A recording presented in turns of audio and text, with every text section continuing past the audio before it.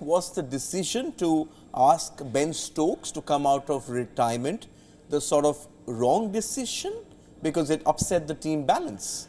These are the questions that will be asked. I'm asking you? Yeah, surely. Well, the answer is yes, obviously, because this guy comes in and is a great player, but he comes in late and almost upsets the whole team balance when you've got a guy like Jason Roy, who's been pretty successful opening with the England team for many games in 2023 and before that, and then doesn't make the team at all.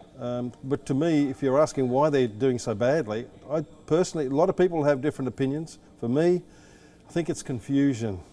They are confused because they love to be this aggressive team that puts the pressure back on the opposition. That's all and fine if the surface is good.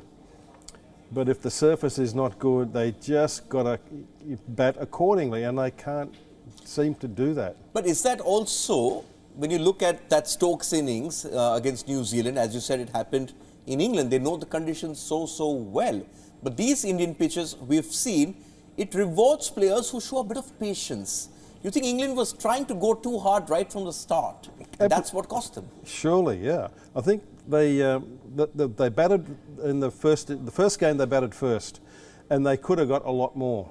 And then the conditions eased out in the evening. New Zealand whacked the ball and they won 33-35 overs, yes? That's right. So they're thinking, oh, gee, maybe it's easier to bat second under lights. In fact, that's what Rob Key said as well. The head of the managing director of cricket said, we overthought the conditions. Yes, there's a sense of overthinking, picking the wrong 11 and making wrong decisions when you win the toss. All those things contrived with a bit of confusion on how to attack the game, and the result is what it is. And David Malone, what is your highest scorer? 220 with one score of 140 in there. That's right. Buttler put his hand up and said, I got this completely wrong. A lot of these players, he said, I'm going to look at them and we're going to wonder how did this go so wrong, because this is not what we expect. I'm going to bring up some other numbers on our screen. And I sort of went looking, and these numbers tell us, and you'll see it on your screen, that between March and September, England didn't play a single ODI.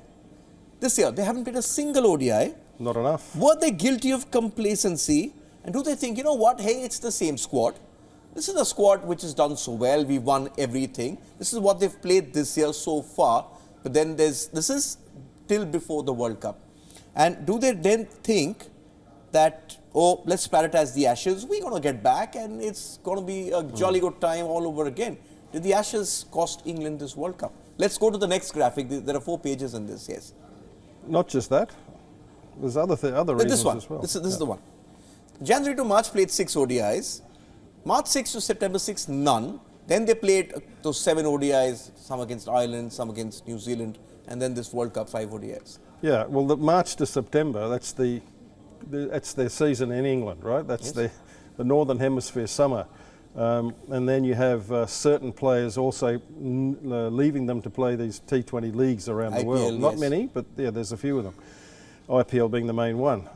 So there's not a lot of opportunity to play ODIs in that time. And when teams come over to England to tour, they seem to now, get rid of the 50-over game, play your test matches, and usually 2 teams tour. That and T20s, there's no time, there's no room to play any more ODIs. And once, of course, the season finishes, then you have some time, but then the test team tours. That's when everyone else is looking to play games, because that's the Southern Hemisphere summer coming up. And what's left over is maybe a patchwork of a team that will play some ODIs, not your number one team. Yes, unfortunately, as we've seen, they haven't played that many ODIs since 47. the last World Cup as well. And perhaps when they look back, they need to play a few more games, perhaps heading into the T20 World Cup.